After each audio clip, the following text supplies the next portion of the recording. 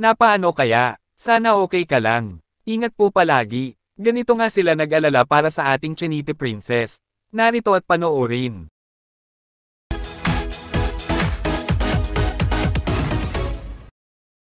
Isang nakakalungkot nga na balita ang ibinahagi ng ating Chinite Princess at multimedia idol superstar na si Kim Chu sa kanyang social media account. Kung saan ay naaksidente nga ito habang nasa practice para sa It's Showtime Magpasikat 2024. Dahil nga dito, ay nag-alala nga ng lubusan ang mga netizen sa kalagayan ni Kimi. Isang patunay sa walang sawang pagmamahal at suporta kay Kimi. Pero makalipas nga ng 3 oras, ay muli nga siyang nagbigay ng update, at sa awa ng Diyos, ay naging okay na si Kimi. Ayon nga sa mga fans at supporters, ay di umano'y malamang sa malamang, ay nag-alala rin si Daddy Paolo sa nangyari sa kanyang prinsesa. Kayo, anong masasabi nyo tungkol dito? Just comment down below.